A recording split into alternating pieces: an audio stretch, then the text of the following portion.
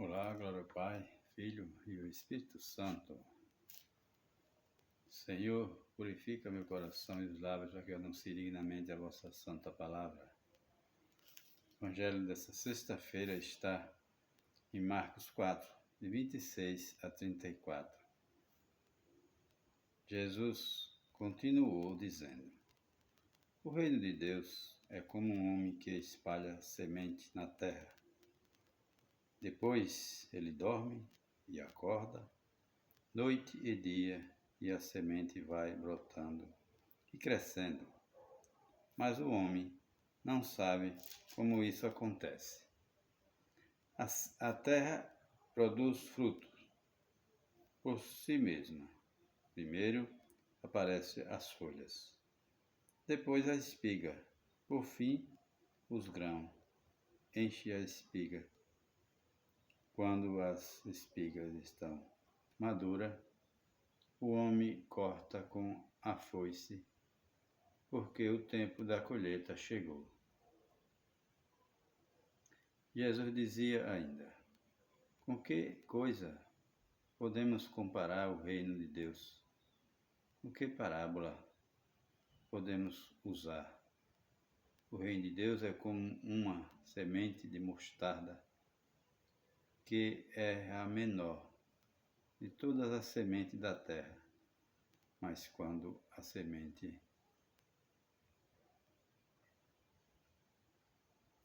é semeada, a mostarda cresce e torna-se maior que todas as plantas. Ela dá ramos grandes, de modo que os pássaros do céu podem fazer ninhos em suas sombras. E Jesus anunciava a palavra usando muitas outras parábolas, como essa. Conforme ele podia compreender para a multidão, Jesus falava em parábola, mas quando estava sozinho com seus discípulos, ele explicava tudo. Palavra da salvação. Glória a vós, Senhor. Queridos irmãos e irmãs, o Evangelho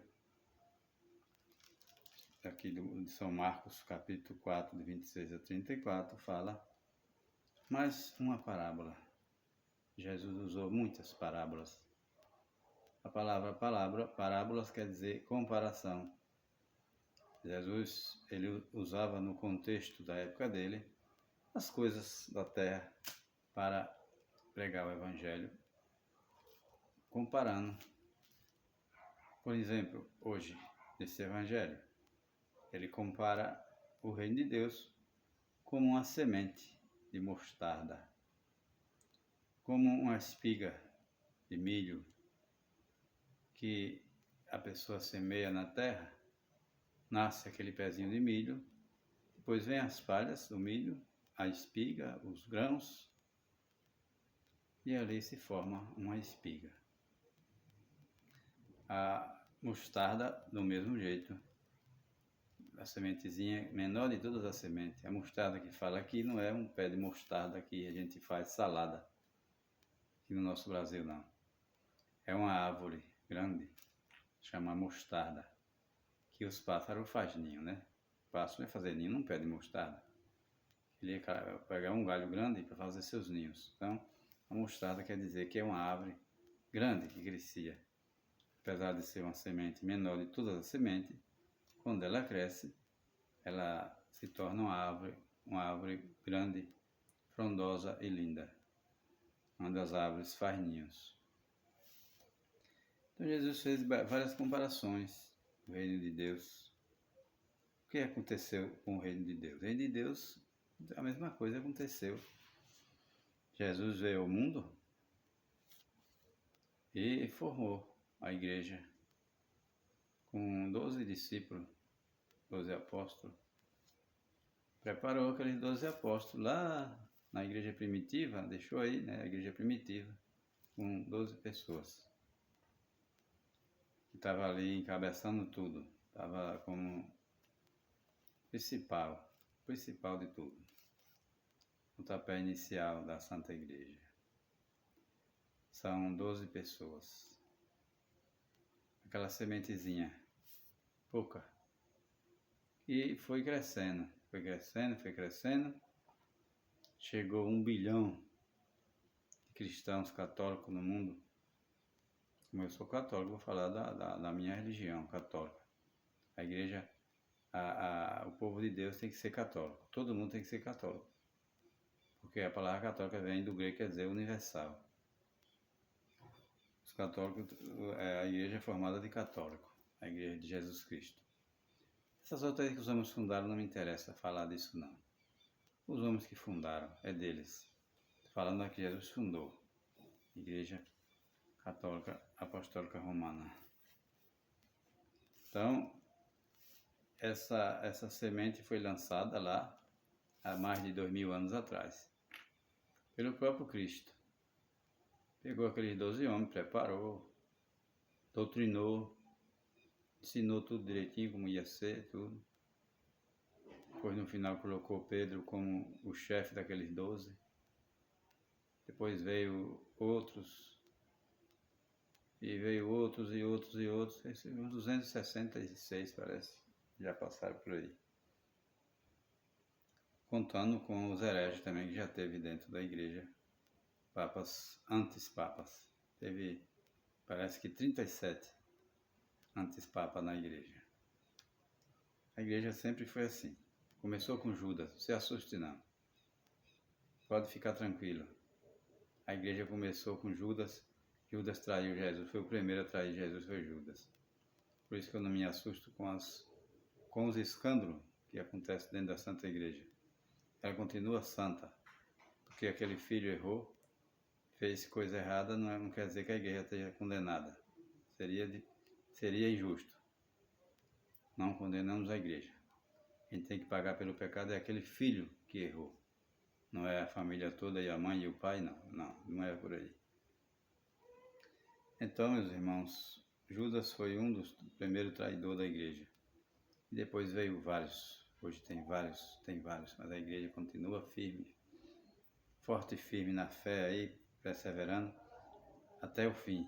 Ela não vai deixar de existir, porque Jesus prometeu que as portas do inferno jamais prevalecerão. Não tem poder sobre a igreja. Então, começou assim, lá com a sementezinha pequena, pouquinha gente, um bando de analfabetos.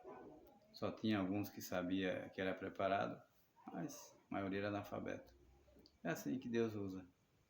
Por isso que ninguém tem desculpa para não evangelizar. Ninguém tem que dizer, porque eu não sei evangelizar, eu não tenho dom. Peça a Deus sabedoria para falar de Jesus, do Evangelho. Muito fácil. Qualquer analfabeto fala. É só gravar na mente e sair dizendo. Se torna um pregador da palavra de Deus. Então, a parábola da mostarda e do trigo, muito interessante, a espiga. É assim que Jesus fez com a igreja. Começou lá, pequenininha, e depois cresceu. Aí, o mundo inteiro hoje tem católico, no mundo inteiro. Graças a Deus. Essa árvore frondosa cresceu, que deu fruto, que floresceu, belíssima. É a Santa Igreja Católica Apostólica Romana, que eu sou batizado e amo por demais. Jamais eu vou deixar ela por nada neste mundo. Não. Dou minha vida por ela se preciso for, porque eu sei e tenho certeza que quem dá a vida por Jesus nesse mundo vai direto para o reino de Deus, se salva. Então não faz medo a gente dar a vida por Jesus neste mundo. Não tenha medo de dar a vida por Jesus neste mundo. De sofrer por Ele, porque Ele sofreu por nós.